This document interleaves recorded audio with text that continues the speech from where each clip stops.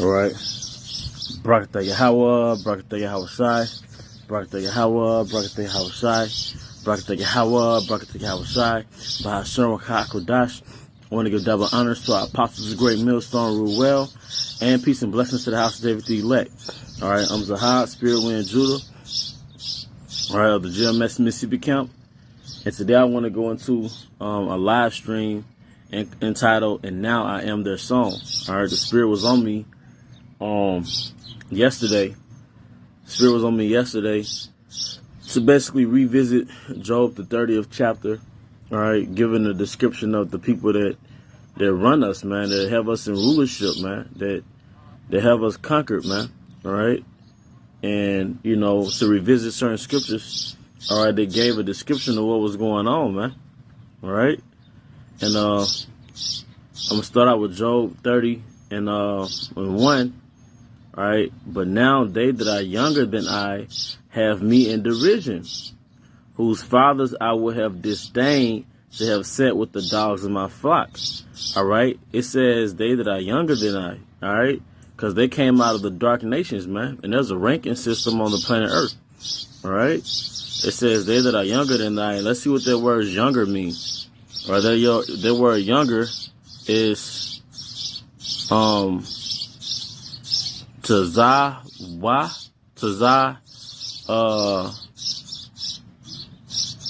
war. All right, so like if I'm mispronouncing it, but it says little, insignificant, young. So they that are insignificant, they that are less significant, all right, because there's a hierarchy on the planet Earth, man. And Esau is a natural fucking born servant. It says they that are younger than I. All right, let me get that in Genesis, okay? Hey, shalom, shalom. Hey, how about Shema Shah Barakatah? All right, Genesis, I think that's 25. All right, Genesis 25 and 23. All right, or it might be Genesis. Let me get that Genesis 23. Keep in mind the scripture says they that are younger than I have me in derision. So we're gonna get all those words. All right, Genesis 23. All right, it says,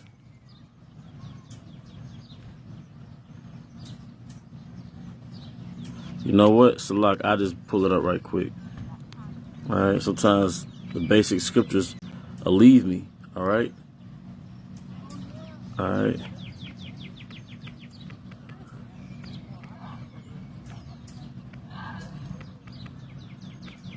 All right. Genesis 25 and 23. I knew that was it. All right, but basically it says in Genesis 25 and 23, and Yahweh said unto her, two nations are in thy womb, talking about Rebekah's womb, man. All right, two nations. All right, meaning that these two boys is going to be the progenitors of two different nations. All right, two nations are in thy womb and two manner of people. All right, two characteristics, two different types of people, showing you that we are all not just one humankind, man. It's so been told us. All right, and two manner of people shall be separated from thy bowels, and the one people shall be stronger than the other. And that's Jacob. And the elder shall serve the younger. All right, the elder is a servant. All right, in this particular prophecy, man. All right, so what does that tell you, man? The elder shall serve the younger. Esau is a natural servant, man. But he's not only a servant towards us, he's a natural servant on the planet Earth, man. All right, but now because we broke, our forefathers broke that covenant, we have to suffer that curse of the heathen and the subordinates on planet Earth being over us. All right, that's why there's Job 30. Let me get back to the main scripture, Job 30. All right, I get tired of looking at these people, man. All right, but now they that are younger than I have me in derision, and derision goes back to deride. All right, when you deride somebody, you basically slander them. All right, let me get that derision. All right, derision goes back to Salkak. All right, and it says to laugh, play, mock, laugh, to sport, to make sport, to jest. All right, to play, including instrumental music, singing, dancing, laugh mockingly. Keep that in mind. All right, deride, have in derision, laugh, make merry, mock. All right. So we're building up to a point here. All right. This is sickening, man. All right. Who's Job 30:1 again. Now they that are younger than I have me in derision, whose fathers I would have disdained to have set with the dogs of my flock. Yeah, when they were in that caveman state. All right, that vile state. All right. Primitive. Job 30:2. Yea, whereto might the strength of their hands profit me, in whom old age is perished? For want and famine they were solitary, fleeing into the wilderness in former times, desolate and waste, because they were pushed by the dark nations into the wilderness. All right. Who cut up mallows by the bushes and juniper roots for their meat? They were driven forth from among men. They cried after them as after a thief. And they were, like I said, they were pushed by the dark nations into those caves. All right. It says to dwell in the cliffs of the valleys. All right. In caves of the earth and in the rocks. And let's look up some cliffs of the valleys. All right.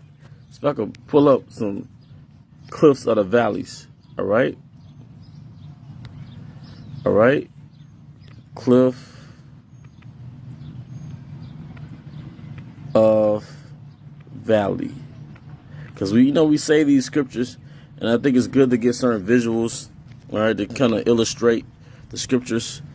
All right, those are cliffs of the valleys. That's a cliff of the valleys, man. And where do these guys like to go in their leisure, man? All right. Cliffs of the valleys. This is where they were pushed, man. All right. They were exiled, man. All right. Going back to Job, all right. It says, Job 30:6, to dwell in the cliffs of the valleys and caves of the earth. Hence their title, caveman. All right. And in the rocks. Now, the first empire, so to speak, was what? The rocks of Petra. All right. And if you look up the rocks of Petra, let me see if I can get that right quick. All right. Get the rocks of Petra. All right. Rocks of Petra.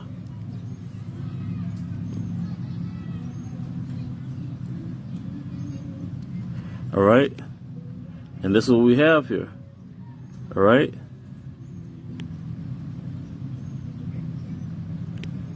All right. Okay. This is where they came from.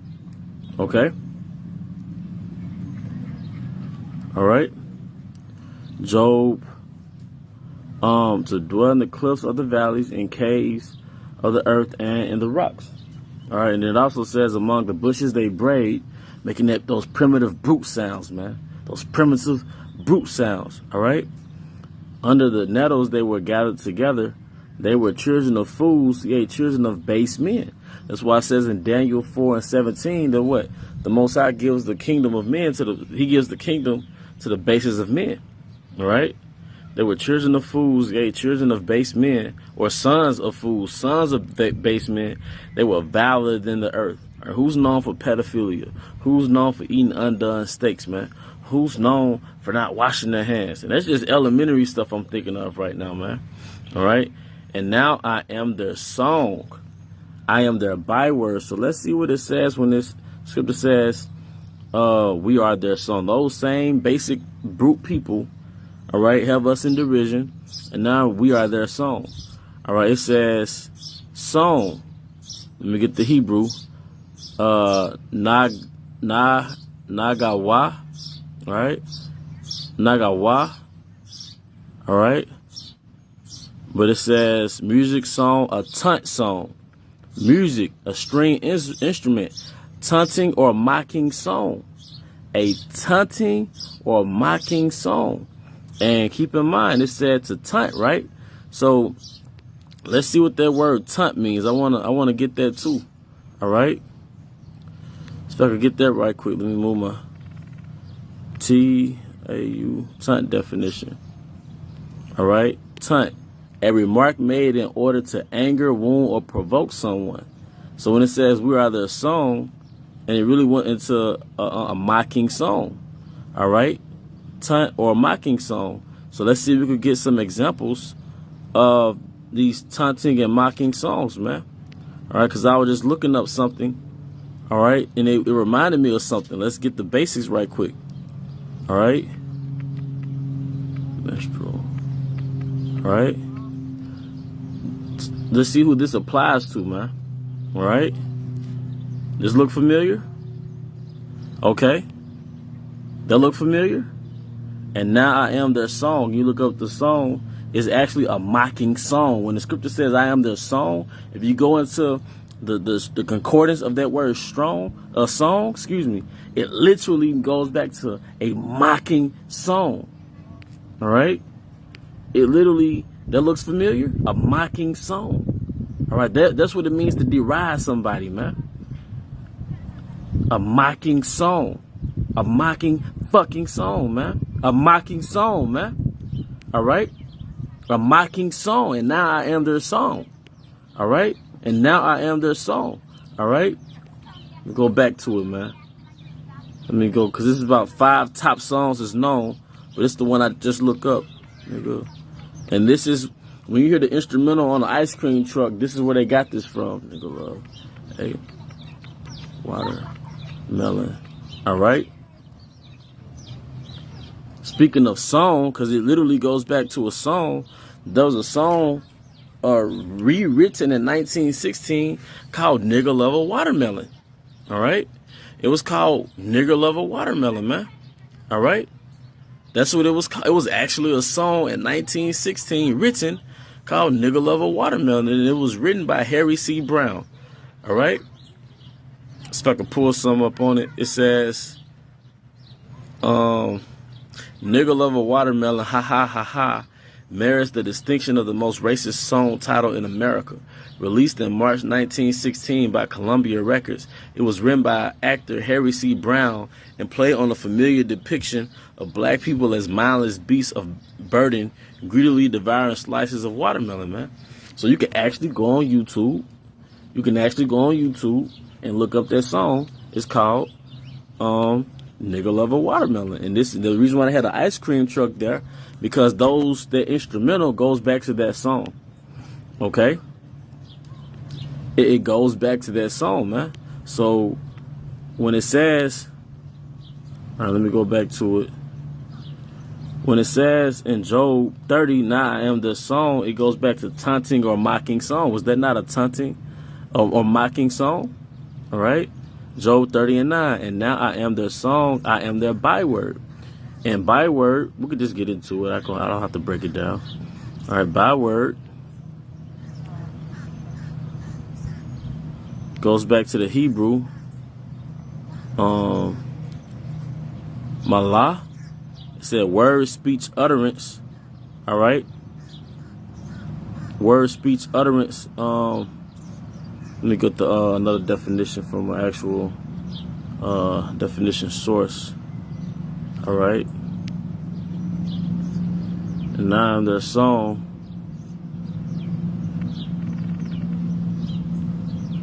Let me see. Byword definition. All right. It says byword, a person or thing cited as notorious and outstanding. All right. It says, get this definition. A proverbial saying, one that personifies a type, one that is noteworthy or notorious. Yeah, nigger. That's a byword. That's the byword, man. That's the byword, man. All right? But going back to Job where it says, and now I am their song, now we see what it means when the scripture says, and now I am their song. Because it says a mocking. All right? Let me get back to it. And now I am their song. All right, it says a taunt song. So what the fuck is a taunt song? And we looked up the word taunt. All right, it basically means to ridicule somebody. All right, to like use somebody in an indignant type way. You know, to belittle somebody. You're taunting them. Nigga love a watermelon. Ha ha ha ha. All right, that's a taunting, man. And it says a taunting or a mocking song. All right, and that's what we just came from, man. That's what we just brought up, man. All right, that's what we was just getting into. Okay, we could go back to it, but that's what we were just getting to. All right, nigger Love a watermelon, man. Let me see if I can play it, man. I don't know if they'll let me play it. All right.